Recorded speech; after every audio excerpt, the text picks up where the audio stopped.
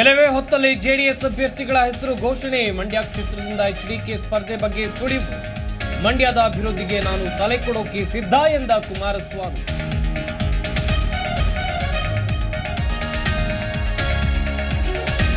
ಕುಮಾರಸ್ವಾಮಿ ಸ್ಪರ್ಧೆ ಮಾಡೋಕೆ ಮಂಡ್ಯ ಜನರು ಒತ್ತಾಯಿಸಿದ್ದಾರೆ. ಕೋಲಾರ ಕ್ಷೇತ್ರದಿಂದ ಮಲ್ಲೇಶ್ ಬಾಬು ಕ್ಯಾಂಡಿಡೇಟ್.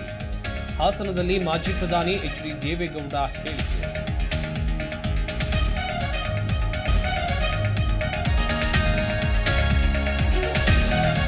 ನಾರಾಯಣಗೌಡರು ಪಕ್ಷ ಬಿಡಲ್ಲ, ಬಿಜೆಪಿಯಲ್ಲೇ ಇರ್ತಾರೆ. ಮಂಡ್ಯ ಗೆಲ್ಲಬೇಕು, ಮೋದಿ ಕೈ ಬಲಪಡಿಸುವುದೇ ನಮ್ಮ ಗುರಿ.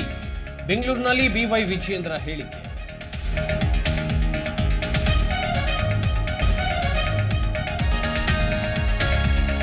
ರಾಜ್ಯದಲ್ಲಿ ಹೆಚ್ಚಾಯಿತು ಲೋಕಸಭೆ ಚುನಾವಣೆ ಕಾವು. ಚಿಕ್ಕೋಡಿ, ಶಿವಮೊಗ್ಗ ಸೇರಿ ಜಿಲ್ಲೆಯಲ್ಲೂ ಬಿರುಸಿನ ಪ್ರಚಾರ. ಕ್ಷೇತ್ರದ ಅಭಿವೃದ್ಧಿಗೆ ಮತ ನೀಡುವಂತೆ ಅಭ್ಯರ್ಥಿಗಳ ಮನವಿ.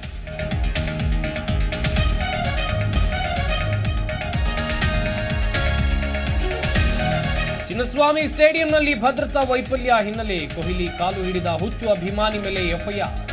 ಕರ್ತವ್ಯಕ್ಕೆ ಅಡ್ಡಿ, ಮೈದಾನಕ್ಕೆ ಅತಿಕ್ರಮಣ ಪ್ರವೇಶ ಮಾಡಿದ ಅಡಿಯಲ್ಲಿ ಕೇಸ್.